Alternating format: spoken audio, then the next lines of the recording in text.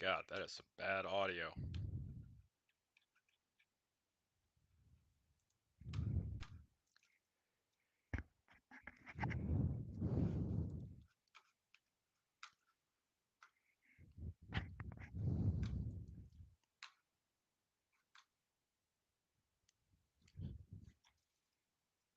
Sorry, I'm late again, obviously. Why wouldn't I be?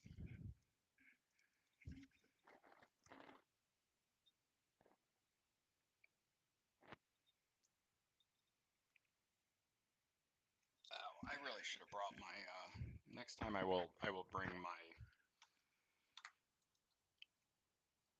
bring my professional mics, 'cause this one's not going to do it.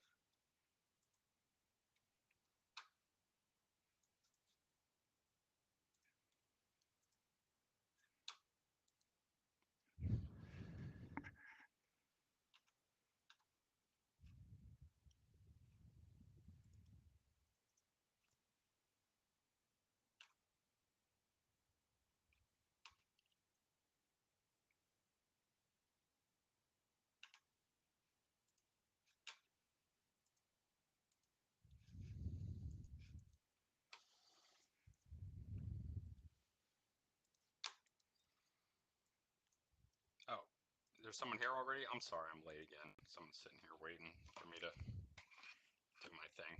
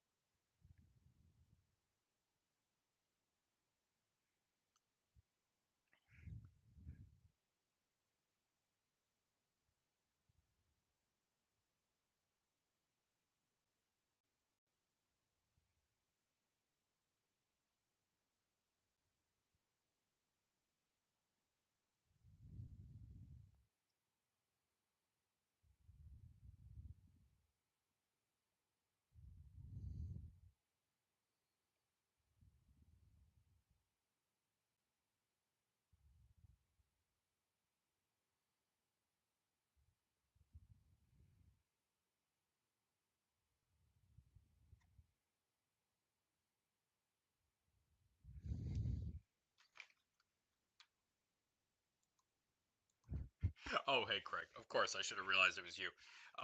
Yeah, no one showed up to the White House Lost and Found. I did see that. I saw that it was like this.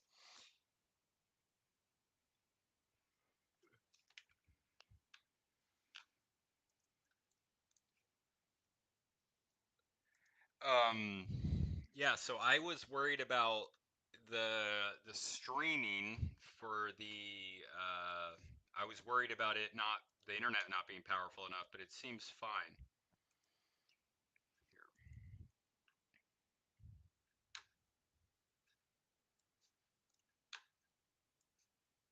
Okay, so I'm just gonna get started in a second here.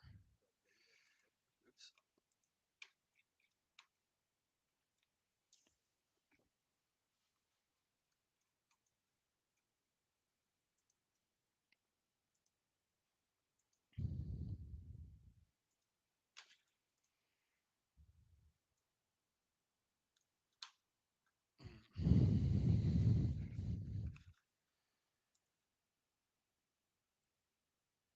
Okay, yeah. So on this Monday, when I get back, well, I'm coming back on Sunday. I'm flying back on Sunday, but on Monday, I'm getting higher quality internet installed with a much higher upload rate. They finally got the 1 gig internet available in my area, so that'll be good.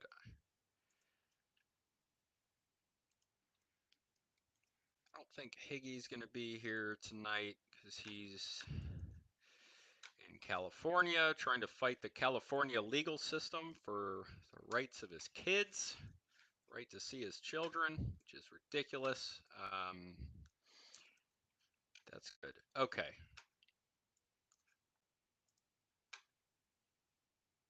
So I'm just gonna get started in a minute here, and I'm sure we'll have a few people come in as I go. I'm an hour behind here. I'm in I'm in Tennessee. Got the okay.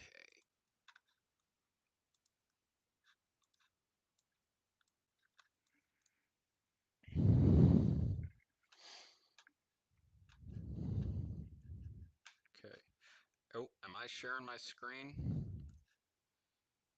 What we got here? Okay, great. Okay, cool. Usually I do this with a 3 monitor setup that I have at home. I'm just working off my laptop here. So let me know if there's any issues.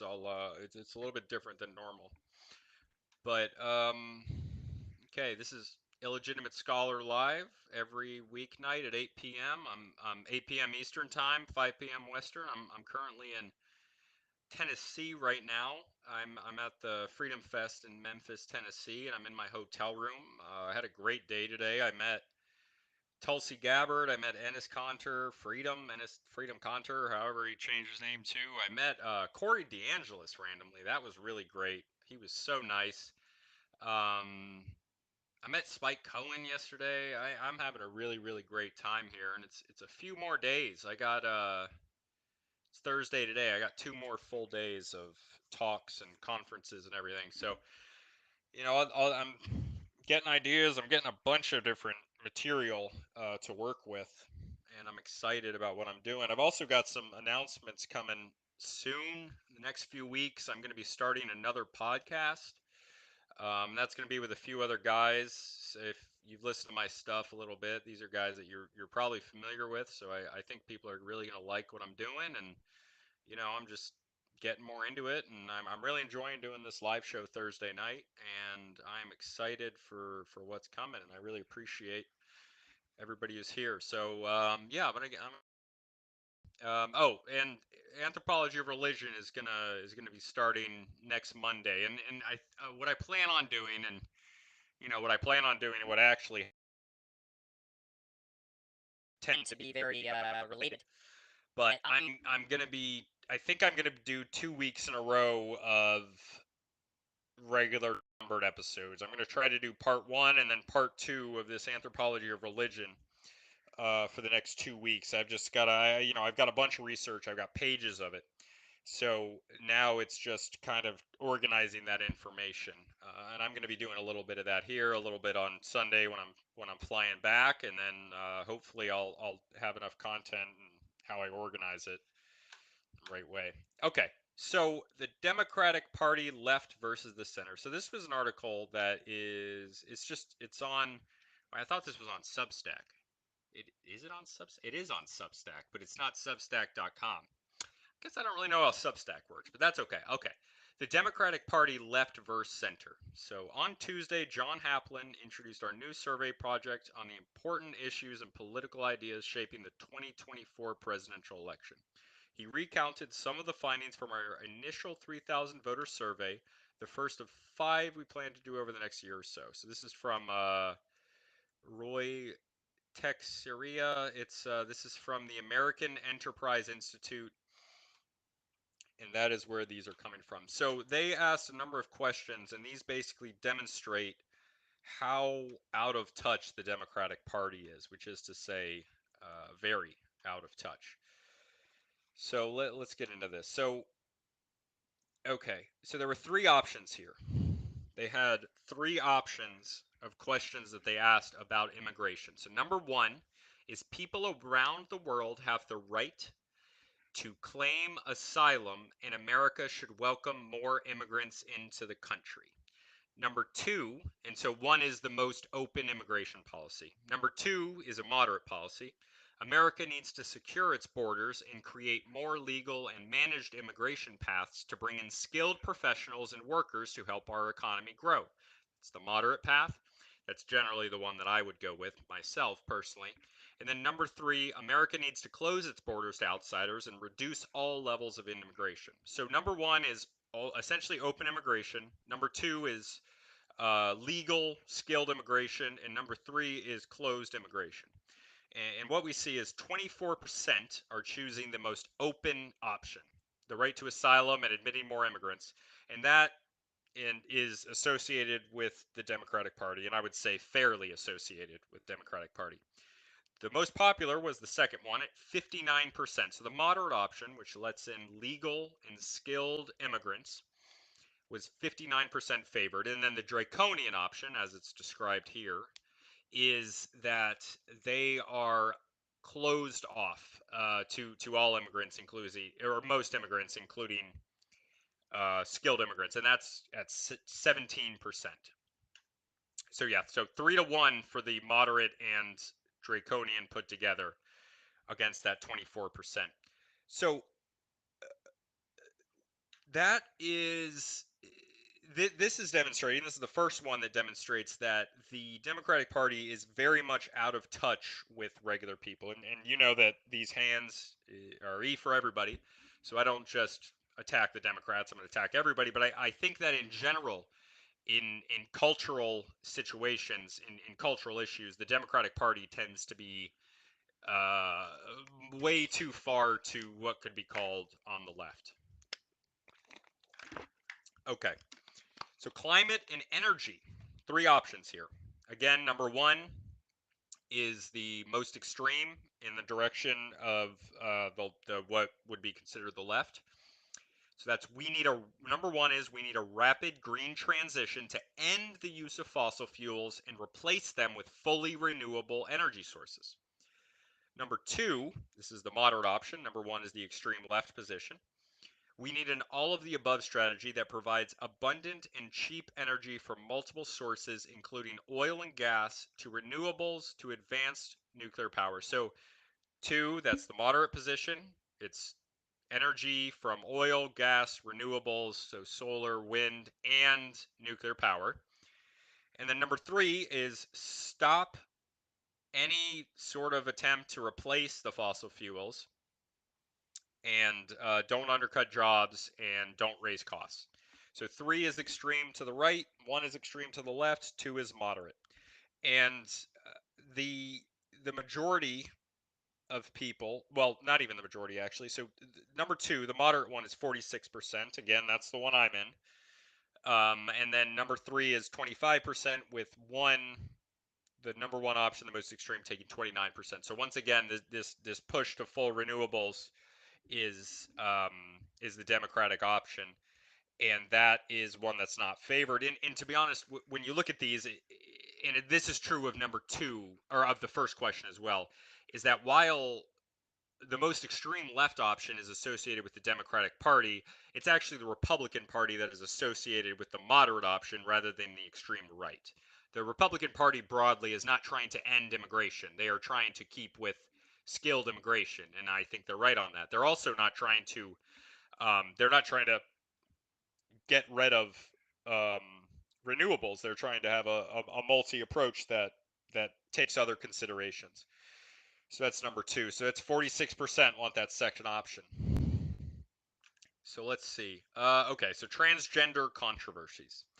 So number 1, the associated with the left wing, the most extreme option is states should protect all transgender youth by providing access to puberty blockers and transition surgeries if desired, and allowing them to participate fully in all activities and sports as the gender of their choice.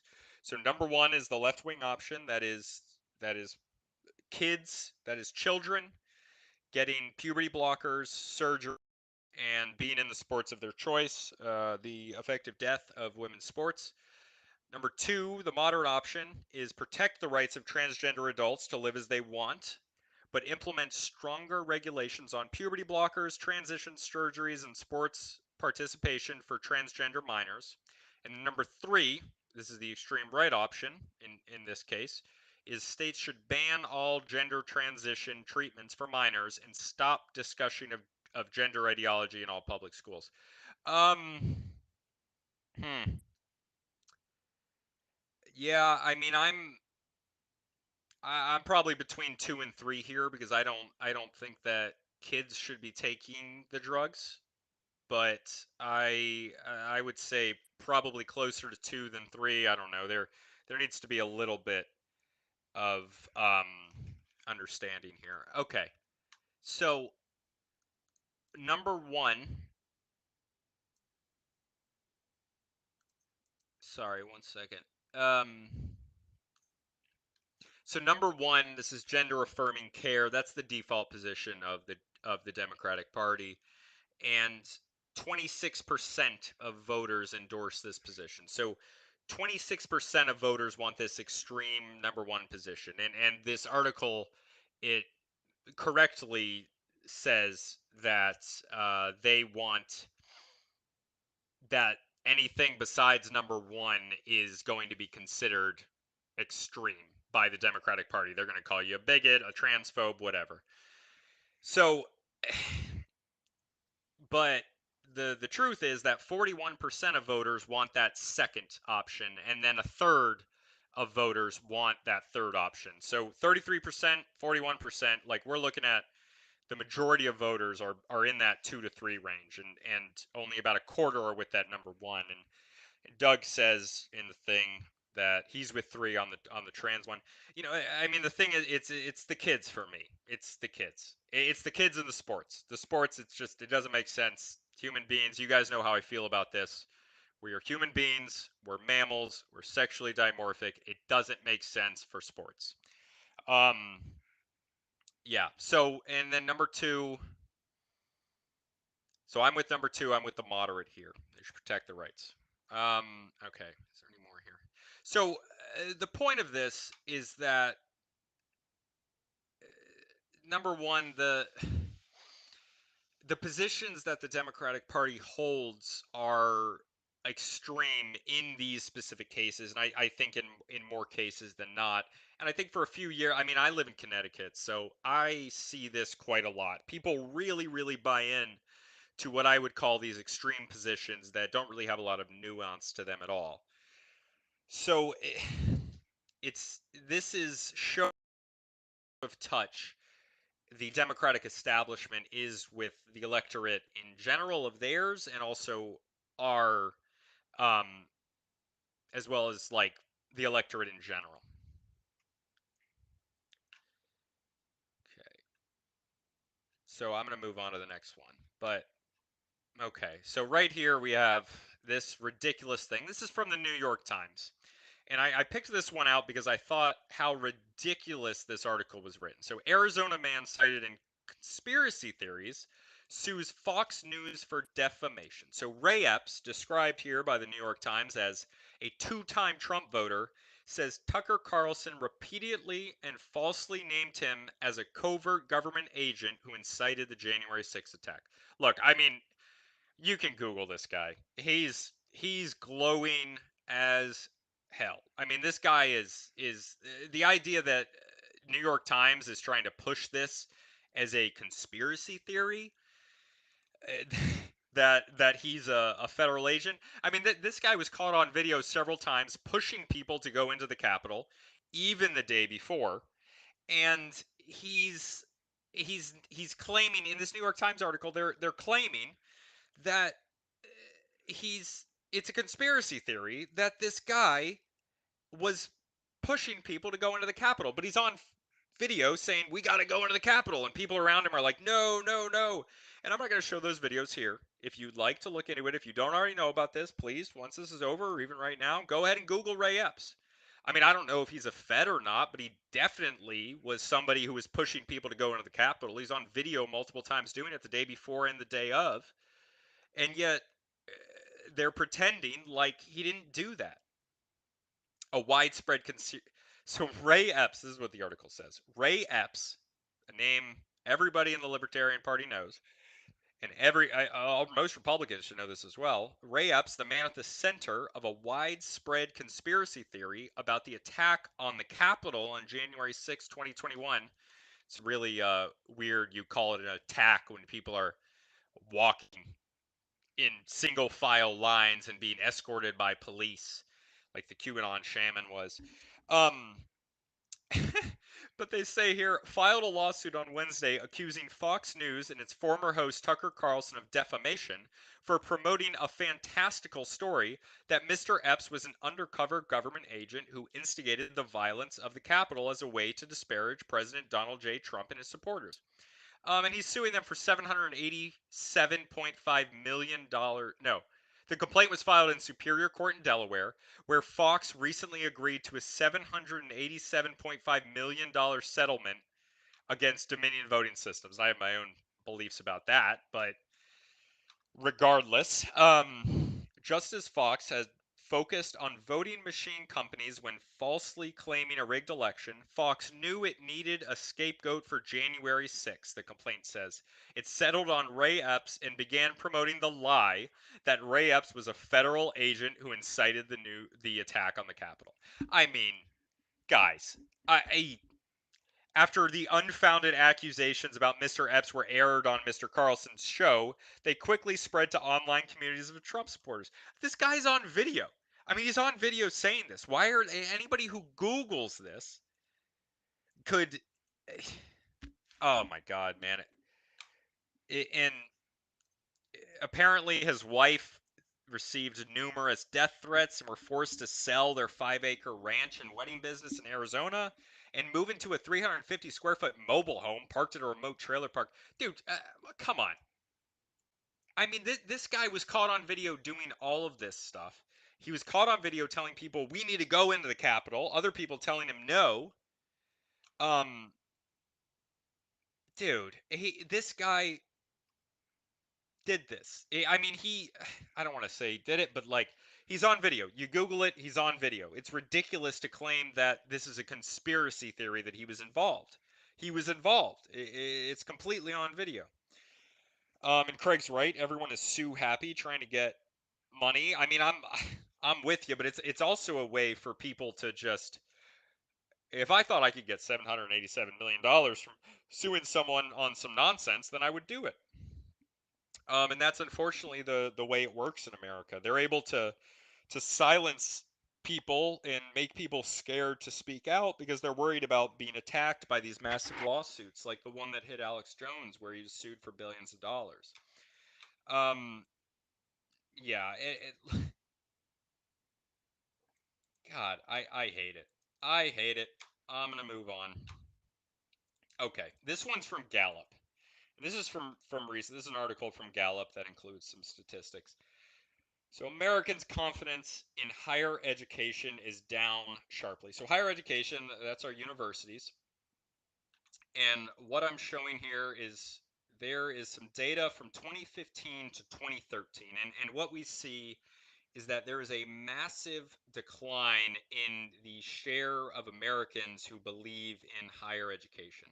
So in 2015, it was either so in 2015 57% of Americans had either a great deal or quite a lot. So these are the two positive options in their confidence in higher education. 57%. 8 years later, we are in 2023, the current year, and that number has dropped from 57% to 36%. So almost only 1/3 of Americans have positive confidence in higher education. And this is due to a number of reasons. I mean, I'm the same way. Mine shifted from probably 2015 quite a lot to 2023. I would say I'm in that very little. And it's it shows how people are responding to. I mean, you can say whatever you want about, and obviously you guys, the people listening to this, you guys are not going to be claiming probably that higher education is like actually what they claim to be. They're not actually this great and powerful arbiters of knowledge that are just committed to the truth. I mean, it's just nonsense to call them that. But statistics right here show that the average Americans are largely agreeing with that, and they have their support and their belief and confidence in higher education has declined sharply, as it said, down to 37%. I mean, 62% of Americans have either some or very little confidence in higher education in 2023, and that is up a lot from before. So it's declined across the board. It's declined with Republicans, it's declined with independents, and it's even declined with Democrats. It's declined less with Democrats.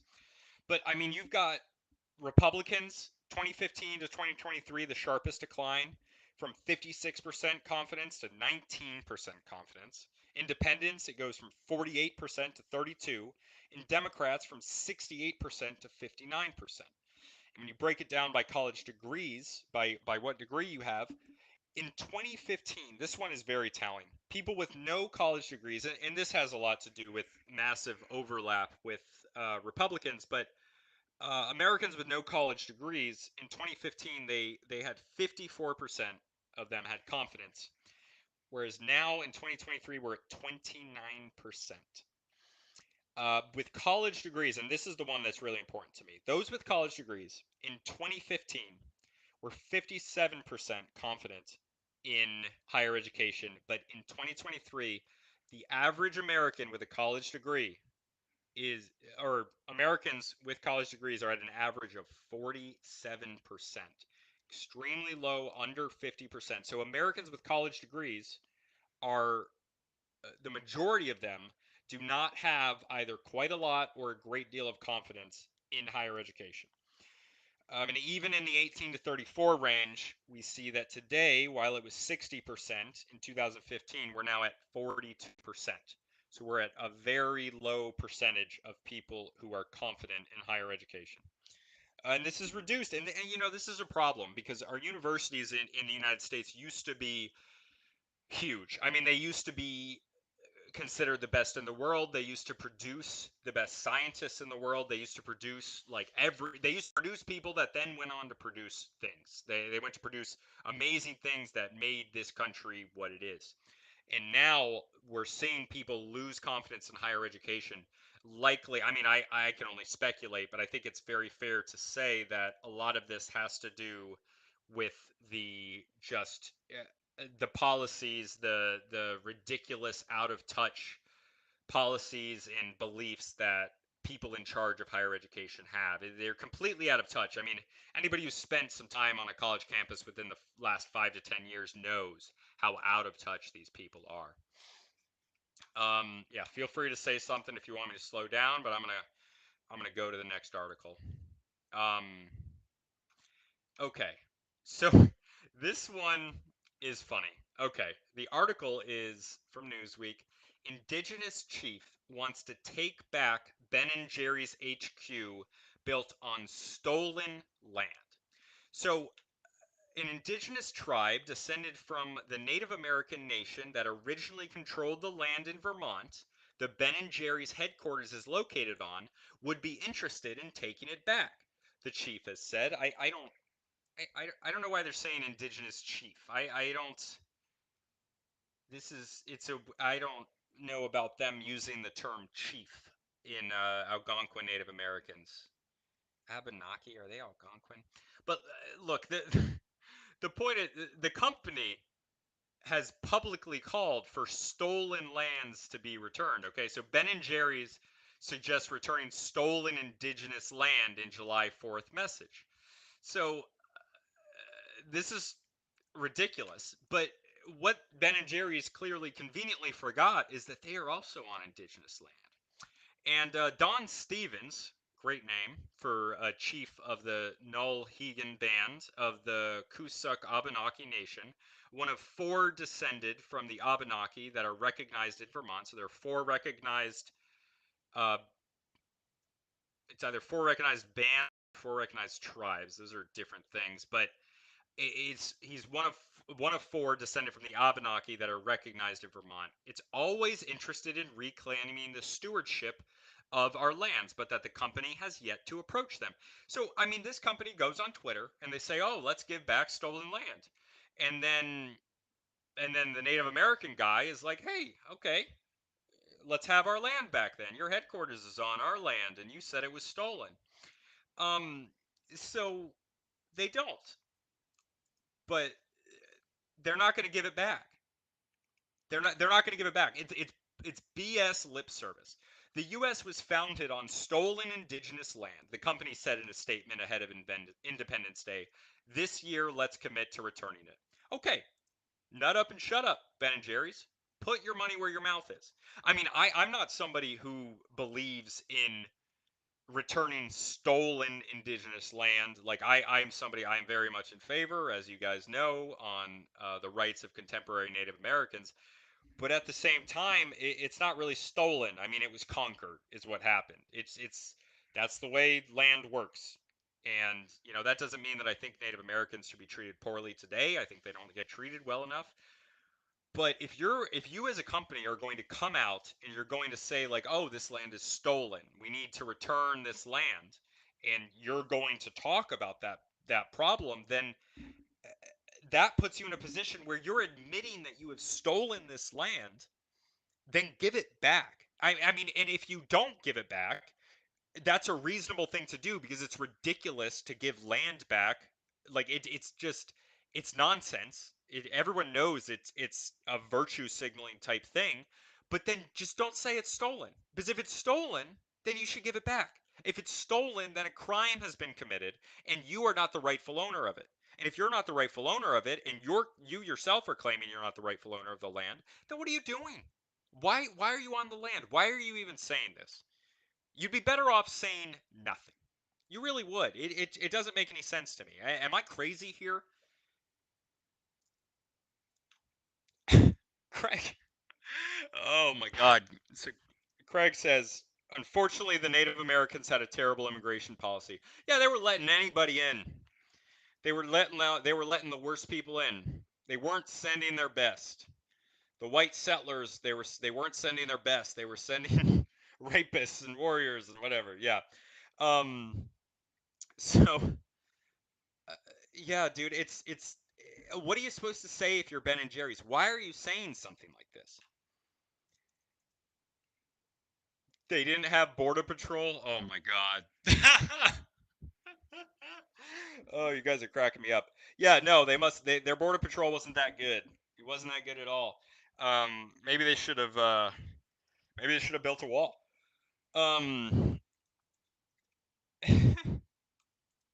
So it says maps show that the Abenaki, a confederacy of several tribes who united against encroachment from a rival tribal confederacy, controlled an area that stretched from the northern border of Massachusetts in the south to New Brunswick, Canada in the north, and from the St. Lawrence River in the west to the east coast. So this would put Ben and Jerry's headquarters, located in a business park in southern Burlington, within the western portion of this historic territory, though it does not sit in any modern day tribal lands. Yeah, because the land was conquered and taken by the whites. That's what happened. Sorry, Ben and Jerry's, you bought it from someone else who had bought it from someone else who had bought it from someone else who had taken it from Native Americans. And if you think that means it's stolen, then shut your shitty, dumb, hippie, virtue signaling BS headquarters down, stop selling your dumbass ice cream, go retire, and give your land back to the Native Americans. And if you're not going to do that, shut up and stop pretending that you're anything other than a garbage ice cream company that makes stupid flavors with neoliberal shit politicians on them, and just start making ice cream. Just give it up. Give it the fuck up. Um yeah, this stuff pisses me off, man. Look, if you're just gonna own it, if you're just gonna say, look, yeah, that stuff was bad, it shouldn't have happened, maybe donate some money, maybe talk about contemporary Native American issues like I do. But all these people do. They just provide lip service. They say, oh my God, the land was stolen. And then they do nothing. They do nothing. And it's ridiculous. Ben and Jerry's has not yet publicly responded to calls to return the land its headquarters is situated on. Newsweek contacted the company via email for comment on Friday. This article came out on 7/7. I mean, was that the Friday before, or did they release this article the same day they contacted them? Because if it's the same day, that's not really enough time. But regardless, okay. The tribe has not been approached in regards to any land back opportunities from Ben and Jerry's. If and when we are approached, many conversations and discussions will need to take place to determine the best path forward for all involved. Yeah, don't hold your breath, bro. They're not giving you shit back. They don't care about you. They care about signaling their virtue to other New England neoliberal white people who also have no interest in doing anything for you. And he knows that. He knows that. I mean, it's just optics, and I commend him for doing that. But I mean, this is nonsense. This is nonsense. Okay. Next one. Next one. We're on to the Al Jazeera articles. Hollywood actors to join screenwriters in strike over wages and AI. The strike is the first joint action between actors and writers in 60 years, bringing major studio projects to a standstill. Now, look, they can talk about AI. They can talk about AI all they want. And I'm sure that that is something that is harming these writers. But at the same time, Hollywood is dying, and it's not dying because of AI. Hollywood is dying because they're producing crap, and they're producing it. They're completely out of touch with mainstream America. They don't even pretend to be in favor of the South or Middle America. They produce things for a extreme subsection of the American population. They produce crap, woke garbage. They only make they make remakes of remakes, and they produce crap. And then the writers in this thing are they I I'm with them. Okay, I know that they're being treated poorly by these people, but they have no leverage in the face of AI and in the face of all this other content. The other thing, like, you guys are watching me on YouTube. I'm just some guy with a podcast. I don't have any sort of traditional training. I make videos and I make podcasts, and this is what people want to watch more. The most popular show in the world is not on TV. It's Joe Rogan's podcast. That's the most popular show in the world. So when you're in that situation, and then also you get this AI thing, which maybe takes 20% off of your bargaining power, you're screwed. You got to go do something independent. It's Hollywood's done. It's an industry that is only surviving based on its past performance and the momentum that it has. But it's going to lose. I mean, the entire industry is going to come down. And I feel for the writers, who are probably the most abused of all these people. But that doesn't mean that it's not like it doesn't mean there's anything that they can do, because ultimately, if you don't have bargaining power for a number of reasons, and in this situation I really don't feel they have bargaining power, then you you can't you can't push back. You really can't. And writers and actors are demanding job protection against artificial intelligence, as well as an increase in base pay and services. uh, it's you guys are screwing yourselves. You're screwing yourselves because there's already people already don't like the streaming services. They already don't like this traditional media, and then you're shutting down your operations when you have, as writers, no bargaining power, because you can't stop AI. AI is here. Like, you might as well be taxis trying to stop Uber. It's here. It's happening. You can try to push it off as long as you can, but it's happening. You got to adjust to the circumstances. I mean, if I were a writer in Hollywood, I would move. I would go somewhere else. I would find a job. Like, go work for Mr. Beast. You probably won't, because you don't have the right, like, he won't take you because you don't have any real skills. You don't really produce good things. And look, I'm always on the side of workers. I'm always on the side of the union workers. But you got to be realistic. This doesn't, this is, you don't have any bargaining power. Craig says here, as a union person, you strike when the profits are high and the company needs you. Yeah, that's what you do. You got to strike when the profits are high. Like, if you're producing a lot, if you as a worker are producing a lot for the company and you are not getting close to your fair share, then that's one thing. And that's a time when the union should work together. And I support the use of unions for people to be able to organize when they, as individual workers, they don't have any power, but as a conglomerate, a collection of workers, they have power together, and that's great. But the writers together, I mean, people have other options. Everybody has other options. Not only do regular people who watch these programs have other options, but the Hollywood producers have other options. Um, it's going to bring all current productions to a screeching halt. No future productions will get started until this is settled. I mean, whatever, man. Watch YouTube. It's great for me. Come over here. I'm not in a writers union. I'm just out here making crap for YouTube and ranting on my podcast. And people seem to like it. Okay. That means that if, for example, a movie set is underway with actors playing their roles somewhere in the world, they have to stop and walk off the set. So it's going to really bring everything to a screeching halt almost immediately. So I mean, I don't know. With the actors, it's somewhat different, right? Because the actors probably have more leverage than the writers.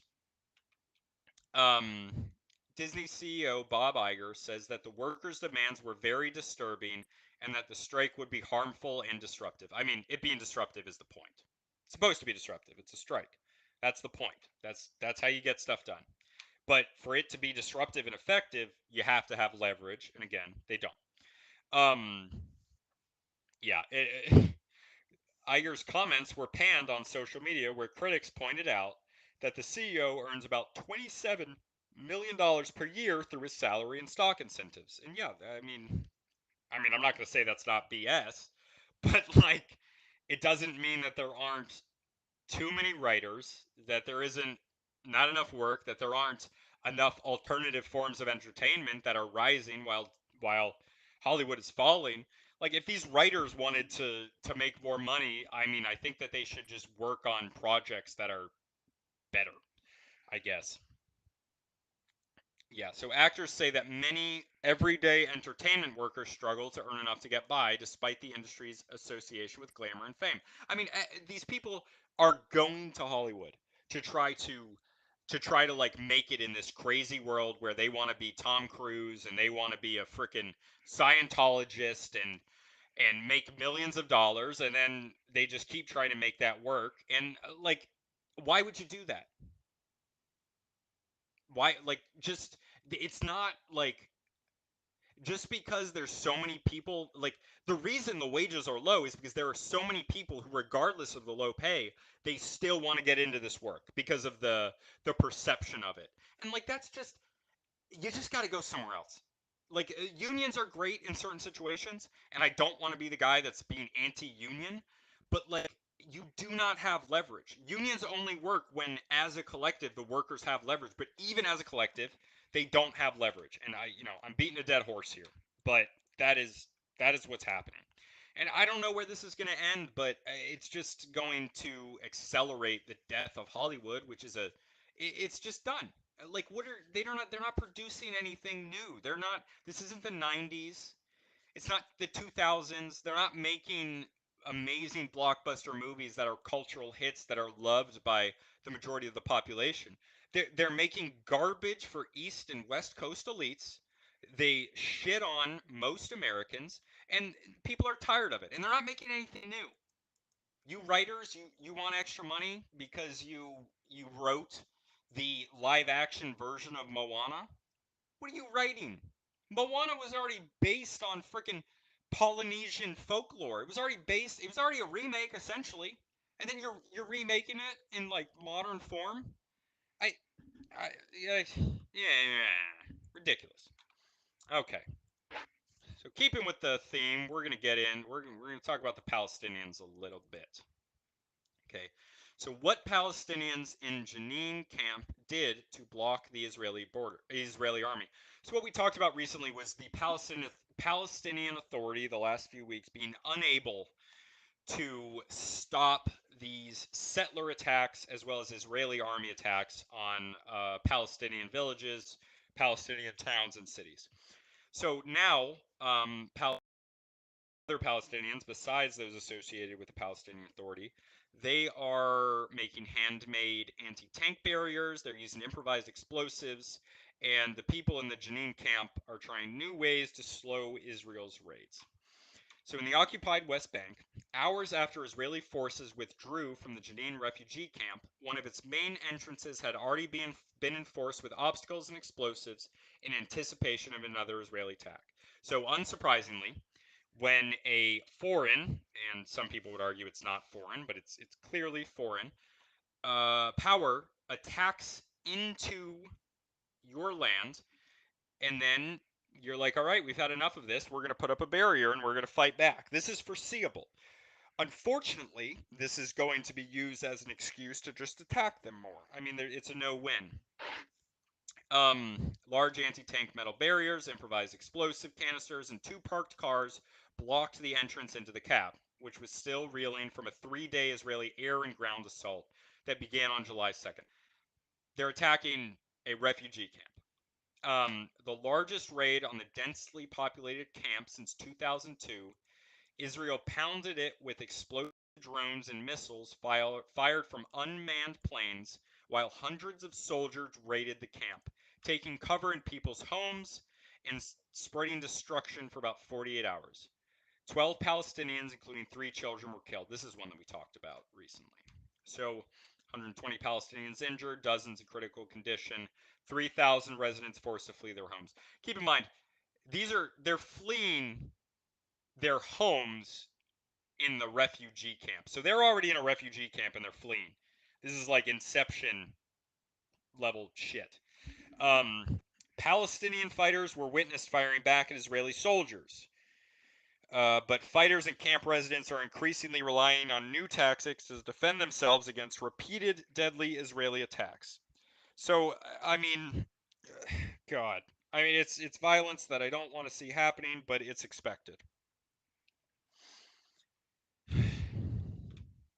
That's happening. So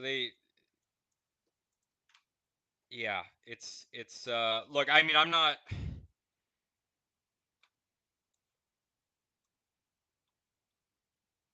God.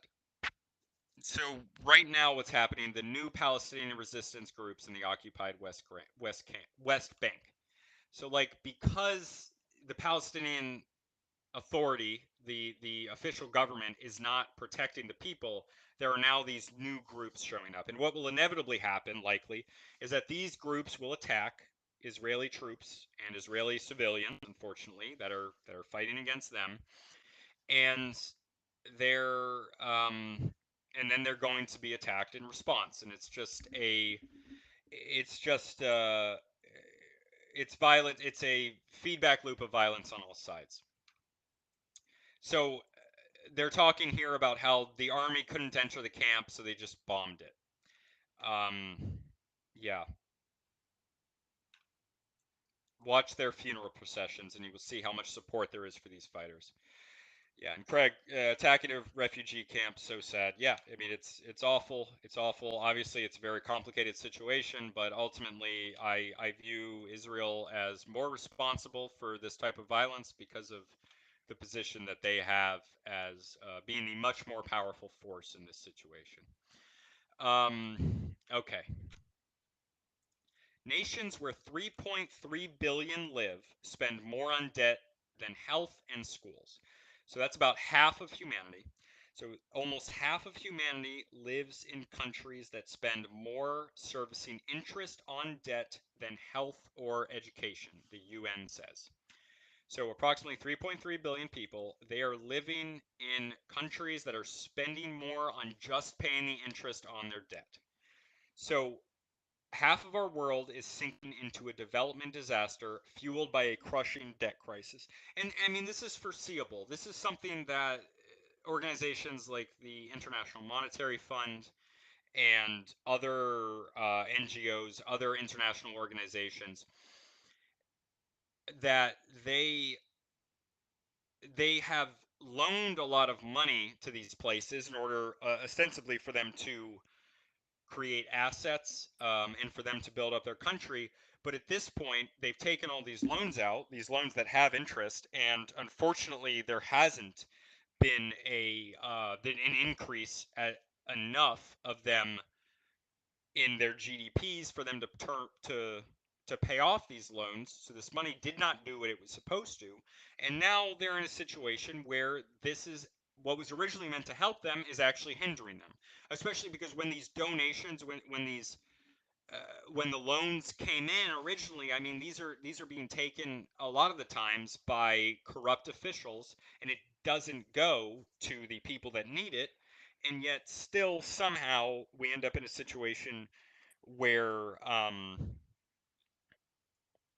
where these countries are under debt. It's awful. It's awful. And you know, this is a topic that I would have to get way into. I mean, I could do multiple episodes on this, but I mean, this is what's happening. It's not just in America that has a massive amount of debt that harms the country and its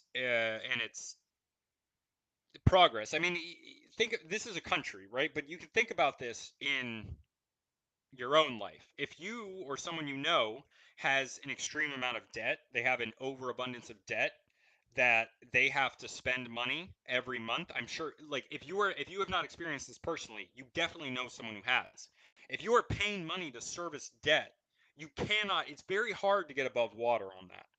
It's very hard to pay that down. You have to reduce your expenses a lot in order to do that. And that's not what these countries had intended on doing originally. But these countries aren't like individuals in that, like, certain people can take out these loans, they can misappropriate those funds, and then the country itself is still required to pay that money back. And then the normal people are expected to pay that off. So, yeah, awful. This thing. Okay. University of Chicago student, and this is from Fox News. University of Chicago student called a bully by media says they are scared of conservatives speaking out. A course entitled The Problem of Whiteness drew controversy last year after student Daniel Schmidt shared it on his social media. So this is a ridiculous situation that's happening, and I really commend this student. So, a conservative student who faced media attacks after exposing a course called The Problem of Whiteness at his school said the blowback shows the left doesn't really expect conservatives to push back. So, if you're a conservative, shut up, obey, don't say anything, Daniel Schmidt told Fox News Digital.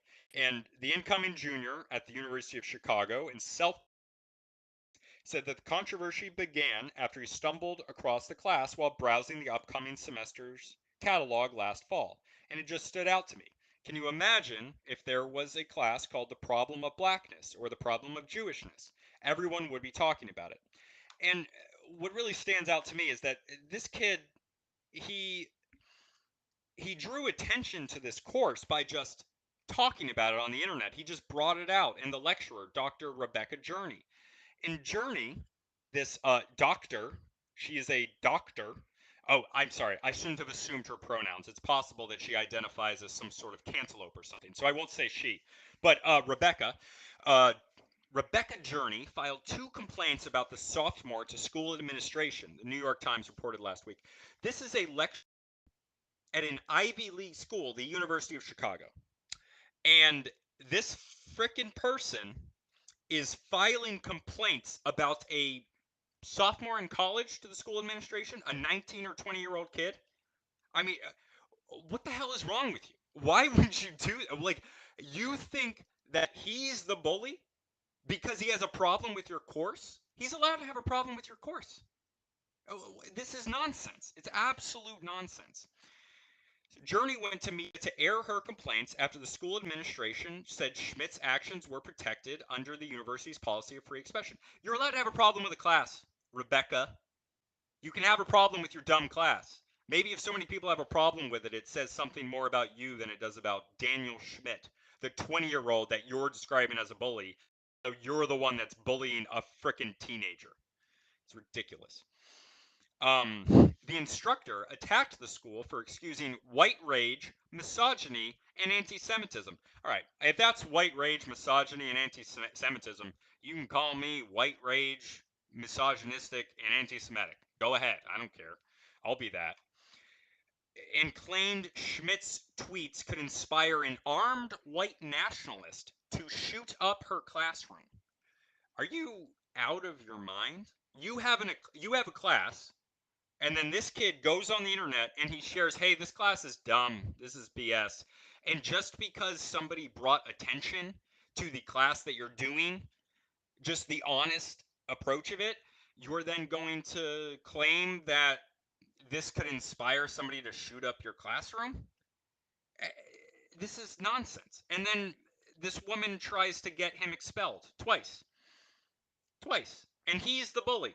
He's the bully. He's a college student trying to learn things, taking to the internet because he has no support. Well, he has a little bit of support. I commend the university for not buying into any of this BS. I mean, it's a really low bar, but I have to commend them on it. Okay. So in all seriousness, this is a tweet from Daniel Schmidt, the real Schmidt. In all seriousness, the worst people in society are furious a white college kid actually stands up for white people and is effective. So now both the New York Times, so now both the New York Times and CNN describe me as some dangerous cyber terrorist. So, oh my God, I just clicked on Twitter. I was on there 30 minutes ago, and now I have 20 plus notifications. I have no idea what that is. And yeah, so New York Times, at U Chicago, a debate over free speech and cyberbullying. A student objected to a class the problem of whiteness and tweeted the lecturer's photo and email address. Hate mail poured in. What should the school do? Nothing. Nothing. They should do nothing. At the University of Chicago, you are a professor at a college. Your name and email address are public. This is a thing. Just because a kid decided to make it known to the greater public that you are producing a class that's hate-filled nonsense does not mean that it's his fault that he shared your lecturer's photo and email address. It's on the website. Any college website has the email address and photos of their staff. If they don't have emails and photos of their staff, then they're probably not a real college, and you should check that out. This is nothing. If this is public information, he didn't dox anybody. This information is just there. And that's from the New York Times. And then we have a CNN opinion. Opinion, when free speech becomes a bully's free pass. Free speech becoming a bully's free pass is CNN's business model. This is what CNN and the New York Times do in general. They attack people like literal children. Yeah. Gosh, and then you have this picture of these stupid white college kids. One of them has a sign that says, "How does it feel to know your existence is a problem?"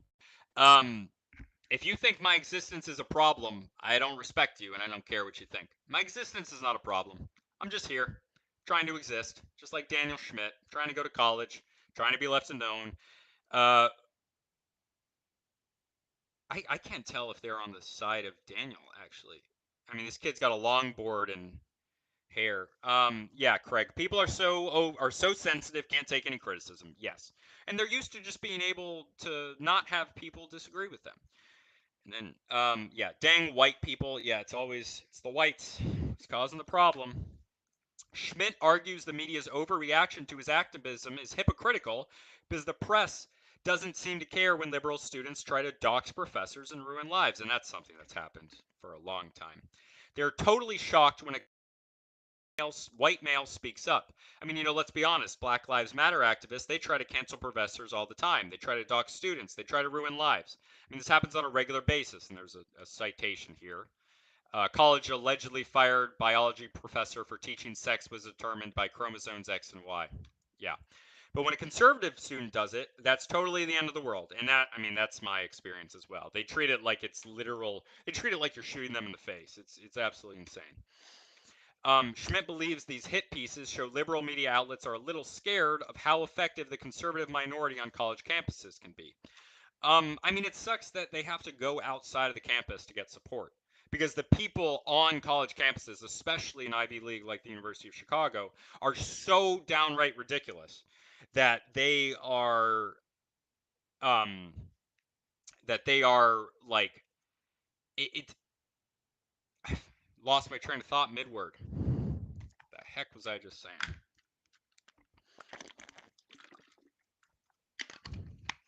Oh yeah, conservative students, anybody who's not neoliberal is not going to have support on campus. They're just not. So you have to go outside the campus, and I commend him on it. I wish I had done more of this when I did. Okay, white people. It's the white people promise. Um, Kamala Harris's popularity at historic lows because she talks to people like children, says Mark Thiessen. I think there's a lot of reasons why Harris is not popular. She's just very unlikable. She is. Why is she so unpopular? One, oh, yeah. One may be that none of the issues she's taken on, like the border or anything else, she hasn't made any progress, and so part of that is the failure of the administration. But the other thing is that she has this habit of talking about the most mundane things in this deeply profound voice. And when people hear that, when people hear her say transportation is about getting people to the place they want to go, and say it in such a profound way, they think one or two things. Either they think she's stupid, or they think she thinks I'm stupid. I know that Kamala Harris does not think of herself as stupid. So yeah, I kind of think that she thinks we're stupid. But people don't like to be talked to like a child. And so either they just lose confidence in her or they think she's talking down to them. And that makes her profoundly unpopular. And I think part of this is that, like, she's probably trying to take this from the book of Donald Trump, which is Donald Trump famously was like neoliberals love to talk about how Donald Trump talks at like a fourth grade level or whatever.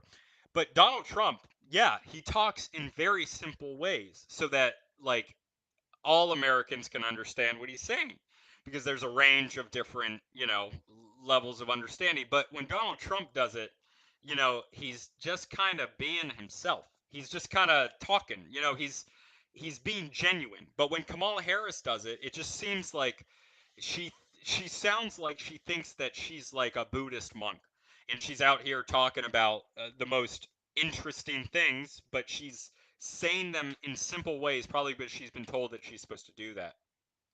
Um, NBC News on Monday reported that Vice President Harris has the dubious distinction of having the lowest net negative rating of modern vice presidents in the history of their polling. 32% of registered voters have a positive view of Harris, compared to 49% with a negative view, including 39% with a very negative view. Oh my God. It's so bad. I mean, it's nobody likes her. I've never met anyone who really likes her. I mean, I have, but they're, neoliberal white women. She was a weird diversity hire. A really weird diversity hire. Craig says Kabbalah Harris. Kabbalah Harris.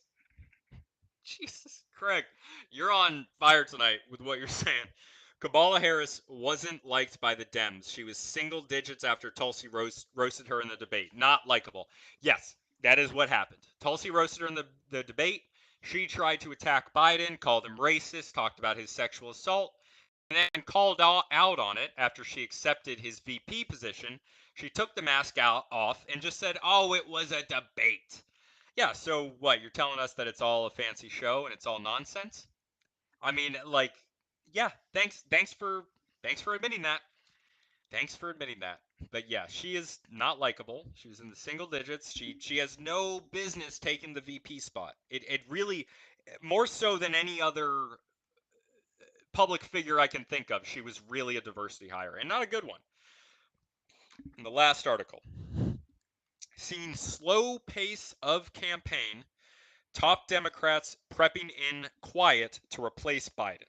So these are both things that I talked about today. I was talking earlier today. I got the pleasure of meeting Tulsi Gabbard today. That was awesome. And I was also talking to a guy that I just met who I hopefully will be doing some stuff with soon about what Tulsi had done to Kamala Harris and how she shut down her campaign. It was awesome. It was absolutely terrific. Um, but excuse me. According to a new CNN report, a growing number of top Democrats and donors are reaching out to potential replacements for President Biden as the 2024 Democrat presidential nominee. And this is something that I was talking about today because it does seem like they are being turned on. Um, that Democrats are turning on Biden. The Democratic establishment, rather, is turning on Biden. And this is going to be the last article, so if you want to ask any questions, please ask them below, and I'll answer them when I'm done with this. And yes, I met Tulsi Gabbard today. She looked amazing, of course. Um, okay, and she is amazing, and I called her Colonel. It's great. Okay, so the conversations keep happening. Quiet whispers on the sidelines of events, texts, emails, furtive phone calls as top Democrats and donors reach out to those seen as possible replacement presidential candidates. I think the problem is that there really isn't a replacement presidential candidate. They ran Hillary Clinton in 2016. They ran Biden in 2020, neither of them were the choice of the lower Democrats, and they don't really have any real candidates anymore. I mean, I don't. They can try to run Biden again. He's clearly very old, um, and they can try to run Kamala Harris, but like we just saw, she's the least popular vice president ever, so that's not really going to work. So I'm kind of giving 2024 up to the Republicans. I think it's kind of up to who they're going to put up, but it's I, I don't know. They're if they had another option, I think they'd already have that option out there in person. They'd have that other presidential candidate out there making headway as we speak, even if Biden didn't come out already and say I'm not going to run again. But they don't. They don't have anybody. They got nobody. I mean, name somebody. You got Gavin Newsom. I mean, that might be it. That might be who they run, but I'm never going to vote for that guy. I would never vote for him. He's terrible. I'll vote for anybody else. Anybody else. So I mean, you can think that's going to work. You could, again, you can try to run Kamala Harris. Is it RFK? I mean, I would take RFK from what I know about him, but I don't think the Democratic establishment likes him very much. And they're not going to go to that. They're not going to go to Bernie Sanders either. He has no credibility anymore, even with his base, because he sold out to the Democratic establishment. But even though he sold out, the Democratic establishment has no interest in giving him anything. They didn't give him a cabinet position. They didn't give him any sort of position in the Democratic Party. He just for whatever reason just told the Democrats that he just supported his good friend Joe Biden, lost all credibility with anybody that ever trusted him, and they still don't like him. They could have made him the Secretary of the Treasury, and they could have gotten him in a position where, even with how old he is, they could have put him in for 2024, but they have no interest in doing that. Uncertainty about Biden's campaign has been an issue among Democrats for several months. I think that uncertainty about Biden's campaign has been an issue among Democrats since he announced his candidacy in 2018 or 2019. I mean, I don't even think he was strong at the time. It's nonsense. Um, in addition to low polling, some of which puts Biden as the loser in a presidential rematch against former President Donald Trump, obviously, the lack of campaign staff and money raised since Biden's campaign announcement has worried Democrats. Who would want to be on that sinking ship? Who would want to be on the sinking ship of Biden? The man is clearly not in control. He's 80 years old. He's falling everywhere.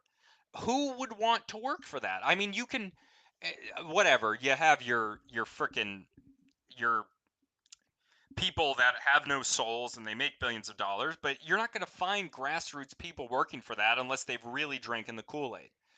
However, CNN provided the perspective of those within Biden's circle who have scoffed at the idea that he will bow out of the race. The outlet stated it's a persistent sense that the inner circle of advisors to the president and several of the very few aides who have been hired for his re-election campaign dismiss as absurd. Of course he is running, they say. Of course they're taking preparations very seriously. Yeah, I bet you are, because your jobs depend on him running. Of course you're going to have confidence in him. Of course you are. Ridiculous. The article cited former Obama 2012 campaign manager Jim Messina, who said that Biden's people are so underestimated and they keep getting it right. What are they getting right? What the hell are they getting right? What are you talking about? The Obama 2012 campaign manager. I mean, if you were voted for Obama in 2012, you would have seen all of the lies that he did in 2008. He didn't end the war in Afghanistan. He didn't end the war in Iraq. He just kept the war in Iraq and expanded Afghanistan. He didn't close Guantanamo Bay. Neither did Biden now. He hasn't done anything that he promised to do. Multiple big donors aren't locking in. Grassroots emails are sometimes bringing in just a few $1,000s. Oh my God. The news site cited several anonymous senior Democratic advisors. I mean, how do you even confirm that? But regardless, who said they were concerned about the slow pace of the campaign. While all peppered their comments with respect and admiration for Biden's achievements, this is how rich people talk. They're essentially just lying. They said they fear the campaign is not fully embracing the advantage he has as the Republicans fight out their own primary. Um, oh, whatever. One senior Democrat claimed it's a crapshoot this election, and when it's a crapshoot, you have to do everything possible. It cannot be done when the guy's 80 years old, and has his day job. Yeah. Okay. So I mean, I just don't think it's going to work for them. I think it's pretty open and shut for the Republicans. Okay. I'm going to read these comments here, and then I'm going to take off. So, okay. In a country of 330 million, the best we have Biden versus Trump 2, really? Yeah. I mean, clearly that's not who the best we should have is, but I think that this is the inevitable result when all we have is Biden versus Trump. This is the result of us having a situation where Biden and Trump are, where the the RNC and the DNC are captured by private interests. They're captured by corporate interests, and both of these institutions, they they act in such a way that they don't let the real grassroots candidates come up, because not only primary voters are a specific type of person, and then the RNC and the DNC have ways of selecting the candidates that they want through the use of super delegates, which is completely undemocratic, but it doesn't have to be democratic because these are private organizations before they get to the actual race. The primaries are private organizations, so they can kind of do whatever they want. They can be as sketchy as they want because there's no legal protections for it because they're private organizations. So they're in this situation where they just haven't given the real grassroots candidates, someone like Tulsi Gabbard, or someone on the Republican side. I mean, who else would it possibly be? I mean, the Republicans have better people, but they just don't put them up. Yeah, Craig put me in, coach. Oh, yeah, you wanna be in the race. I see. You should be. I'd vote for you over Trump or Biden or any of them. Really, I would. Um, and Craig, I feel like we are getting closer to a banana republic every day. I think you're right, Craig. I think you really are. I mean, it's like banana republics were done by the United States into other countries. And what seems to be happening, and there's some evidence for this, that they took those same strategies that they had for, and by they, I mean the intelligence communities and the deep state, that they are taking those skills that they had for overthrowing democratically elected governments in Latin America, the Middle East, Asia, and the Soviet bloc, and they are then taking those strategies and they're actually using them domestically. And that, that's a conspiracy theory, but I think there's some evidence for that. Yeah, thank you, Doug Dimmadank, for thank you. I know it will pay off. I know, and I'm enjoying the process. I'm enjoying what I'm doing right now. So I'm gonna. That's all for tonight. If you guys have any last questions, I'll hang on for about 30 more seconds. Um, but thank you for joining me tonight, guys. Craig, as always, I appreciate it. Doug, Kenny, obviously, thank you so much. Thanks, Craig. You too. And yeah, I will. I'll be back at home on Monday, so I'll be coming out with the anthropology of religion episode starting then. And then on this coming Thursday, I will have much better internet so that hopefully we can get some better connection on the live show. It'll be connected by Ethernet with 800 megabytes upload speed, hopefully. So yeah, have a good night, Craig. Thanks, Kenny. I'll see you guys later. Everybody have a good night. Thanks, Craig. Bye.